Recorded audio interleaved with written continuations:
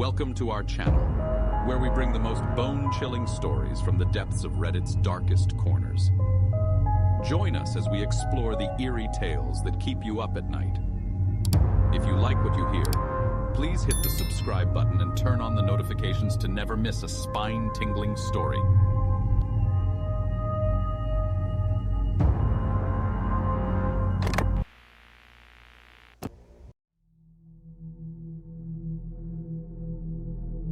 And this is why I told you we should have left the house at least 4 hours before we actually did. I let out an exasperated sigh and shot a glance into the passenger seat, where a pair of blue eyes glowered back at me. Look, let's not fight right now, Paula, okay? It's late, and we're both tired. Let's not start off our first ever vacation to Vegas by turning into a bitter old couple when we've only been married for, what, 2 days and change? For a moment, the blue eyes continued to try and pierce my skin, and then they closed as my wife let out a sigh of her own, nodding. You're right. I'm sorry. Just having to look at nothing but desert for the last 5 or 6 hours kind of got to me. She shot me a look that conveyed equal parts love and slight irritation. And if someone didn't insist on holding on to an almost 30-year-old BMW and listen to me on getting a new one with a navigation system, we wouldn't have gotten turned around on those side roads. I let out a soft laugh. Paula Clements, you knew damn well when you married me that I'm not the kind of man who sells something that works perfectly well just to have something new and flashy and end up with 7 years of debt jammed on my shoulders. She snorted. Yes, I most certainly did, honey. She reached across the center console and stroked a finger across my cheek. Just count yourself lucky I find you cute with a good sense of humor. Otherwise, I wouldn't have put up with it for the last 5 years, let alone married you, she said teasingly. I laughed loudly. I love you too, I replied. Giving a small, sly smile to show she was satisfied with our little quip, she leaned forward and pulled a rather battered road map from the glove compartment. Paula and I had met each other almost 6 years ago to the day, and to sum it up in 30 words or fewer, even though she seemed completely out of my league, we made a perfect match. We dated for 4.5 years before I finally popped the question to her, which she burst into tears, screaming, "Yes!" when I dropped to one knee while at a friend's barbecue and held out the engagement ring I'd secretly bought. A half a year of planning later, and the two of us officially became husband and wife. As part of our honeymoon, I'd decided for us to spend it in a place we'd both wanted desperately to visit, but never had a chance: Las Vegas. Neither one of us really did any research on the city, deciding to wing it by driving the day after our wedding from our home in Washington to Nevada. The only thing we did look up was a hotel booking, getting a room at a place called The Venetian. But unfortunately, we'd left too late, and instead of arriving in the city at dusk, we were arriving in the middle of the night. According to the orange glow of my 7 Series clock, it was approaching 3 a.m. Paula clicked on the dome light and studied the map in her lap, tracing the route with one finger while slowly winding her platinum blonde hair around the finger of her other hand. It looks like we'll be coming into the city from the southwest, so just keep going straight on Las Vegas Boulevard, and it'll take us right in, she declared before putting the map away again. We could already see the bright white glow of the city's lights ahead of us, and a few minutes later, we passed by the world-famous "Welcome to Fabulous Las Vegas" sign. As it disappeared behind us, I began grinning like an idiot, seeing out of the corner of my eye that Paula was smiling as well. "See, told you it was a good idea to come in on Las Vegas Boulevard instead of the highway," I said, to which she gave my shoulder a playful shove. "Yes, you're right again. Now let's just find our hotel, so we can check in and get some sleep." Amen to that sentiment, babe, I thought. A minute later, though, a mixture of confusion and irritation washed over me like a wave. I let out a sigh. "What's wrong, darling?" my wife asked me as we came to a stop at a red light. I gestured ahead of us. "Honestly, sweetheart, I have no freaking idea where we're going. We might have made a mistake by not researching exactly what all the hotels were named and where they are on the strip, because I'm completely friggin' lost. And to make matters worse, I'm getting more tired by the minute." As if my words had triggered it, I let out a massive yawn. I put my head in my hands as I waited for the light to turn green. "I don't know what to do," I admitted. I shot a look at Paula, who was gently biting her lip, a trademark sign she was thinking. Finally, she spoke. "Look, it's extremely late right now. Why don't we just randomly pick a hotel to stay in for the night, and tomorrow we'll find the Venetian and check in there? What can it hurt, right?" I turned her words over in my head for a moment. She had a point. I'd booked our stay for 2 weeks with a 48-hour grace period for check-in. Staying somewhere else for one night would be okay. "All right. Sounds like a plan," I said, gesturing ahead of us. "So, since you were the one to come up with the plan, Mrs. Clements, how about you pick our stay for the night?" A corner of her mouth turned up in an amused smirk. "Why, certainly, Mr. Clements," she retorted as the light turned green, and I continued on. Surprisingly, I didn't see many other cars on the road, even though I knew most of the city was open 24/7. Well, can't expect everyone to be up all the time. My thoughts were broken through by Paula's voice. "What about that one?" she asked, pointing at a rather unique and, honestly, neat sign appearing ahead on our left. "The sign looks really neat and old school," she added, almost as if reading my thoughts. I leaned down slightly to get a better view of it. It wasn't a hotel and casino I'd heard of before, but I shrugged my shoulders. "Why not?" I said. "Looks about as good as anything else." Turning into the cutoff, I looked left and right, then crossed the street and pulled into the driveway which led to the hotel's entrance. Driving in under the orange lights of the awning, I brought the car to a stop. Through the glass, I saw what looked like a valet and a bellhop jump to attention from by their posts and hurry over to us. I let out a soft laugh. Looks like they didn't expect anyone else coming in tonight, I thought. That's when I felt a small wave of puzzlement wash over me. Both men, who appeared to be in their early to mid-20s, were still walking towards us. But they were looking at my car with an odd expression on their face, one which I can still recall perfectly all these months later.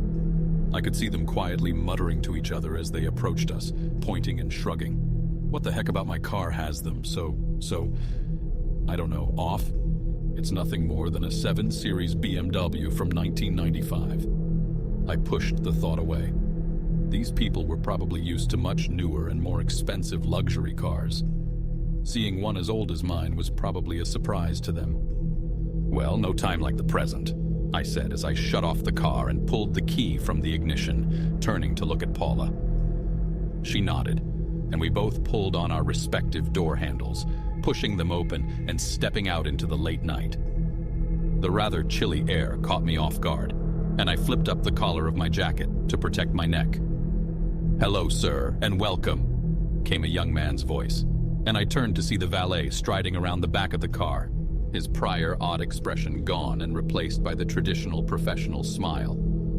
I returned it with a smile of my own. "Thank you very much. Apologies if you didn't expect anyone coming in so late." He waved away my apology. "It's quite all right, sir. We're used to people arriving at all hours of the day and night." He gestured to the car's trunk. "Can the bellhop assist you with you and your wife's bags?" I nodded, aiming the key at the trunk and hitting the trunk release button. Obediently, and with a small squeak of protest from the aging hinges, the lid rose up, presenting our bags to the bellhop. For a moment, the same odd, almost surprised expression crossed his face as he stared at the open trunk, and then, same as the valet, it was replaced with a professional smile. He reached in and pulled the 2 suitcases out, placing them on his cart and closing the trunk before beginning to walk towards the entrance. I shot a look over the roof of the car at the other side to see if Paula had caught it as well. The expression on her face told me she did, and she gave me a puzzled look back. I shrugged my shoulders at her, then turned to the valet, who stood by patiently. I shook my head, snorting softly. "Sorry, here," I said, feeling a little sheepish and handing him the keys. He nodded and handed me a valet stub to retrieve my car before climbing behind the wheel. For a few moments, he simply sat in the driver's seat. I was just about to knock on the window and ask if everything was all right before I heard the engine start, and the car pulled away from us. Stepping next to my wife, I looked at her and shook my head slowly as our eyes met. "Okay, what the hell was that all about?" I asked quietly. She shook her head as well. "I honestly don't know," she said. "Maybe it's just how the place is late at night. Anyway, it's late. Let's just check in and get up to a room. We can figure out the weirdness tomorrow. Nodding in agreement, I let her lead the way. We just pushed open the doors and stepped inside when a thought flashed into my mind. Shit! I hissed, stopping dead in my tracks. Paula turned to me, a look of concern on her face. What? What is it? She asked, reaching out and putting a hand on my shoulder. I left my damn phone charger plugged into the cigarette lighter, I said. She let out a small laugh at my words. That's all? Just go get it tomorrow. I shook my head, pulling out my smartphone and clicking a button to bring the screen up. Can't. I've only got 10% of juice left in the battery. For a moment, I debated what to do. Look, go on ahead of me to the lobby and start the check-in, I said, gesturing towards the end of the hall where I could see the bellhop waiting with our bags. I'm gonna quickly double back and grab it out of the car. I won't be long. She shot me a slightly exasperated look, but nodded and turned away. Fine, just don't take too long, okay? She said over her shoulder as she walked towards the lobby. I promise I won't, I called, then turned and headed back out the main doors into the night. The chilly spring air once more smacked me in the face as I emerged under the entrance lights. I looked around, trying to figure out where the valet had taken my car. I decided to wait by the stand where he'd been stationed at and leaned against it, waiting for him to return. After a few minutes, I glanced at the watch on my wrist, noting with a slight pang of irritation that 10 minutes had passed. Paula was likely standing next to the check-in counter right now, tapping her foot in the way she always did when she began to get pissed off, but didn't want to show it. I turned to look out the other entrance, noting that due to the bright lights above, I couldn't really see out into the darkness just out of range of the lights. That was when the feeling came over me. It sent an electric bolt of lightning up my spine, and as I'd grown up with more than a bit of the rough crowd, it was one that my sense of survival knew well. It was the feeling of being watched. Feeling every muscle in my body tense up, I slowly turned and looked behind me. But nobody was there. The feeling persisted, though. Cameras, maybe? I always got that sensation when someone was staring at me through CCTV cameras, even though I couldn't figure out how or why I knew I was being observed. But as I swept my gaze in the usual areas where I figured cameras would be, I saw none. Either whoever owns this place has an expert in hiding security cameras, or they have none out here. Gutsy move in a city like this. Now the feeling of being watched began to be crept up on by another feeling. It wasn't exactly what you would call fear or dread, but it was more like the first tiny tendrils of them. Not being able to see who or what was looking at me was a feeling I didn't like, and it made me feel vulnerable as anything. Especially because I had grown to be able to interpret my gut feelings. And this one was telling me that who or whatever was watching me wasn't exactly the friendly type. Scrape. The sound made me go rigid as a statue, every one of my 5 senses instinctively flashing on full alert. For a moment, there was silence, only broken by the seemingly faraway sounds of a police siren starting up somewhere. I began to relax. You're just hearing things, Danny, I chided myself. Scrape. Now that one I hadn't imagined. I felt my breath hitch in my chest as I looked around, trying to figure out where the sound had come from. But I couldn't see a damn thing beyond the lights. My heart began to beat a little harder in my chest, and I glanced back at the entrance doors. Okay, maybe time to forget the charger for the night and just go back inside. I took a single step towards the entrance. A hand fell upon my shoulder from behind me, heavy and cold. Shit! I involuntarily cried out, jumping about a foot off the ground. I whirled around, my fist already balled up and ready to sock whoever had somehow snuck up on me in the face. Instead, I was met with the startled face of the valet as he took a step back. For a moment, we both stood still, and then I finally let out a shaky breath. Friggin' hell, man, I muttered, running a hand over my face. Please don't sneak up on me like that. I let out a soft laugh, trying to ease the tension which had built up inside me. The poor man looked almost apoplectic, raising his hands. I am so sorry, sir. I didn't realize you didn't hear me coming up behind you. Please forgive me. I let out another soft chuckle, raising one hand and waving it to show all was forgiven as I bent down and put my hands on my knees to study myself. After catching my breath, I looked up. Ask a question? My task flooded back into the forefront of my mind, and I nodded. Yeah, actually. I left something rather important in my car. I forgot to grab it before getting out. Can I possibly have the key and quickly go get it? I'll return my key when I come back. He nodded, his smile returning. Of course, sir, here you are, he said, holding out my key he still held in his hand, now adorned with a small tag with a number written on it. I took it and managed a small smile. Which direction did you park it in? I asked, gesturing out to the dark. He let out a soft laugh of his own and shook his head. Of course, my mistake, sir. He walked to his stand and pulled a small map of the hotel's large parking lot from behind it and pointed to a space near the far right edge. You're parked over here. I quickly examined the map, making a mental note of the route in my mind, then nodded at the man. Thank you. I'll be right back. And with that, I set off. For a moment, I hesitated at the edge of the lights, staring out into the dark and remembering the feeling and the sound. Get a friggin' grip, dude. It was the damn valet. Nothing else, I muttered softly to myself and shot a look back over my shoulder. I felt another odd sensation shoot through me as I saw he was staring after me. The same peculiar expression adorned his face, one I couldn't place. Deciding to get it over with so I could get away from him, I took a breath and strode out into the dark. As soon as I was out of sight of the valet, I began to relax. I shook my head and laughed at how jumpy I was.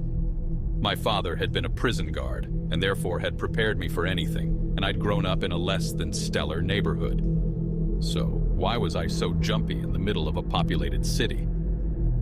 I chalked it up to nasty stories about what happened to people from the country that visited cities and kept going.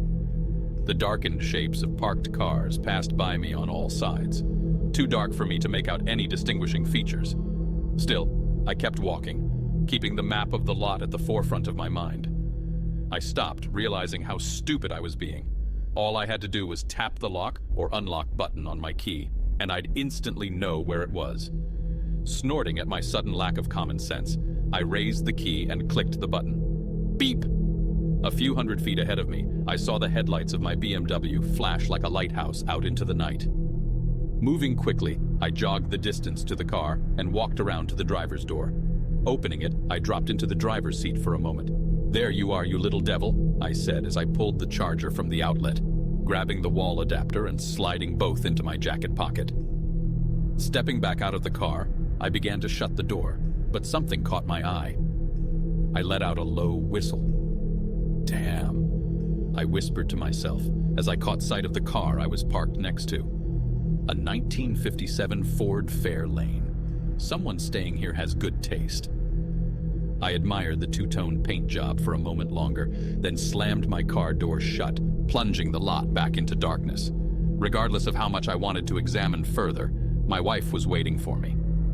I stepped around to the front of the car and clicked the lock button. The car beeped twice, signaling the alarm was activated again, and the headlights flashed again for a moment. As they did, I caught sight of the car directly across from me. It was another classic car, looking like an Impala from the early 60s. I allowed myself a small smile. Maybe there's a classic car show happening here soon. The thought cheered me up somewhat. I loved classic cars, and a show of them would be a perfect addition to my honeymoon. But then all thoughts were wiped away as in the same moment, my headlights revealed something else. What appeared to be the darkened shape of a man stood just beyond the reach of the lights, standing a little ways behind the Impala. Instantly, I started. I hadn't heard anyone walking around during my trip to the car, and I'm someone who has ears like a hawk, and rarely if ever fail to notice anyone else around. This fact made me feel even more on edge. As my car's headlights died away, the area was plunged again into darkness. For a moment I didn't move or say anything. Then I cleared my throat. Hello? There was no reply, but I could still barely see the figure, still standing there. I decided to try saying something again. Can I help you with anything, man? Still, the figure stayed silent. Now I began to feel alarm bells going off in my head, and I brought myself to my full height, trying to sound as intimidating as possible. Look, man, I don't want any trouble, but I have no problem defending myself if I have to. So find someone else to go try and rob or something. The silence seemed almost deafening as the seconds drew on with no answer and no movement. Okay, fuck this, I muttered, then aimed the key behind me at my car, pressing the unlock button again. The car beeped, and the headlights came on again, illuminating the Impala in front of me and the surrounding area. I felt a pang of surprise, almost shock shoot through me. What the? The figure was gone. I hadn't turned away for more than a split second to make sure I was aiming the key correctly. There wasn't enough time for someone to book it. And yet, the area behind the parked car was empty. I felt my pulse begin to race as I looked around, trying to see into the darkness beyond the headlights. But I couldn't see a damn thing. The headlights died away again, allowing the blackness to return. For a few seconds, there was silence. Scrape. I spun around, the sound almost seeming to come from everywhere and nowhere at once. It came again. Scrape. The same sound I'd heard while waiting for the valet to return. I'd come to the conclusion it had been him, simply dragging his feet along the ground. Now, I began to think it had been something else. The sound came again, almost seeming closer. My breath was coming in ragged gasps. My mind suddenly screamed at me to hit the button on my key again. Thrusting my right arm out, I jammed my finger down on the lock button. Beep, beep. The headlights flashed on again, and I almost leapt backwards. The figure was back, standing just beyond the edge of the lights to the right, standing in between me and my way back to the hotel. Oh, fuck. I suddenly gripped the key tightly in my fist, remembering the trick my father had taught me on how to use it as a weapon. The figure stayed still and silent as it had before. I pulled in several lungfuls of air before finally finding my voice. The fuck do you want? Just as before, I got no answer. But for a second, I thought I heard something. Something that almost sounded like a whisper or a mutter coming from the direction of the figure. It seemed almost muffled. Just like someone would if they were wearing a mask or something to hide their face. Shit, I whispered. The notion of having to fight off an attacker was looking more and more probable, especially one as highly skilled as this one seemed to be, to move around so silently and quickly. Then it moved. I couldn't see what it did, but I saw something fly through the air and land with a clink somewhere near me. I feel like an idiot for what I did next to this day, but I foolishly took my eyes off the figure, seemingly on instinct, to see what had been thrown my way. By the time I realized my mistake and snapped my head back up, the figure had disappeared again. My eyes widened as I snapped my head around, trying to find where he'd zoomed off to. But I saw nothing. The sound of a car passing by on the street grabbed my attention, and I quickly looked over to see a pair of headlights and taillights pass by the hotel on the main drag. The BMW's headlights again clicked off, plunging me back into darkness and causing my heart to begin pounding again. Where the fuck is he? Almost as if in answer, the sound which had by now begun to fill me with a sense of dread returned. Scrape. Just as before, I couldn't pinpoint where it was coming from. I quickly shot a glance at the hotel, where I could see the glowing lights of the entrance area. It looked like heaven, with me sitting out in the middle of purgatory here, being stalked by God only knew who. I decided to call out one final time as a warning, though I doubted it'd deter the dude at this point. This is your last warning, fuckface. You come at me, and I'll put you in the fucking ground. Now fuck off! As soon as the final word had left my lips, all sound ceased. The scraping sound stopped, and silence fell over the parking lot. But it wasn't a normal kind of silence, as if the person had heeded my warning and split. It was a deadly silence, one which was so tension-filled it was almost palpable. Instantly, I realized I'd just made a huge mistake with my threat. Oh shit, I whispered under my breath as I looked around. I couldn't hear a damn thing, and standing in the darkness for this long was making me feel more vulnerable by the second. My breath was hitching in my throat, and I felt the first tendrils of genuine fear creep on me. I wanted to make a break for it and dash for the entrance, but where I didn't know where the figure was, I didn't want to run blindly straight into them. And so I made a split-second decision. I would hit the lock button on my key one final time to make sure they weren't still off to my right. If I didn't see them, I would book it and not look back. I swallowed hard, realizing my throat had gone as dry as sandpaper without realizing it. Slowly, I raised the key back up, pointing it towards my car. My heart was now thundering in my chest as if I'd just run a marathon, and for a moment, I hesitated. Then I hit the button. The car beeped, and the headlights pierced the black veil, banishing it away. I steeled myself and looked to the right, expecting the figure to be there again. Instead, I saw nothing. For a second, I stared out, trying to see any minute detail, but the figure was gone. I let out a shuddering breath. For a moment, a shred of relief passed through me as I thought they had heeded my threat and took off. That's when the realization slammed into me like a freezing wave. I'd just left my back completely exposed. Oh, fuck my life. In that moment, the feeling of being watched returned, along with the feeling of dread, and I whirled back around to face the other way. But I only got halfway when I was slammed into. The impact lifted me off my feet and sent me flying through the air before slamming into the side of a parked car.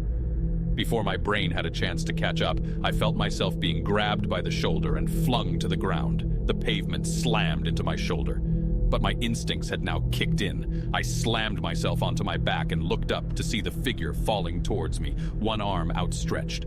I rolled myself hard to the left, and with not a moment to spare. I heard the sound of something heavy slamming into the concrete. Hard enough, I swear I heard it crack. The guy just tried bashing my head in. My mind screamed at me. Scrambling to my feet, I saw them do the same, squaring their shoulders to charge me again. Realizing I did not have the advantage in this fight, I did the only smart thing I knew to do. I turned and sprinted for the hotel's entrance. The darkened shape of the other parked cars flew by me in a blur as I ran, my ragged breaths seeming to echo back at me. My lungs began to feel as though they were on fire, a consequence of not working out much in the last few months, but I kept running.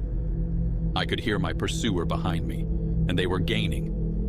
Their footfalls seemed even louder than mine, as I could hear them more clearly. The entrance was just in front of me now, not even 100 feet away. I felt something brush against my back. Either I'd almost been grabbed, or my attacker had just taken a swing at me with his weapon while running. The realization that they were that close sent a new burst of adrenaline coursing through my veins, giving me my second wind and allowing me a new burst of speed. I ran faster than I had ever since my high school track and field days. Still, I could feel my pursuer close behind me, but I didn't dare look back. And then I burst from the darkness into the lights of the entrance. I could see the valet shoot up from where he drifted off behind his stand. He dashed out from behind it, running towards me. "Sir, what's the matter?" he exclaimed. I finally gathered my courage and whirled around, expecting to see someone directly behind me. Instead, I saw I was alone. Completely alone. Snapping my head around, I saw no sign of my attacker beyond the lights. What the fucking hell? For a moment, I stood there, trying to catch my breath. Then I turned to the valet. I was just attacked by someone. I choked out between great gasps of air. Someone tried attacking me while I was at my car. Instantly, I saw the valet's eyes harden. He turned and ran back to his stand and pulled a corded phone handset from behind it. I realized it must connect him to the inside. He spoke into it for a moment, and then he hung up. Not even a minute later, a large, burly man wearing a security uniform jogged out of the entrance.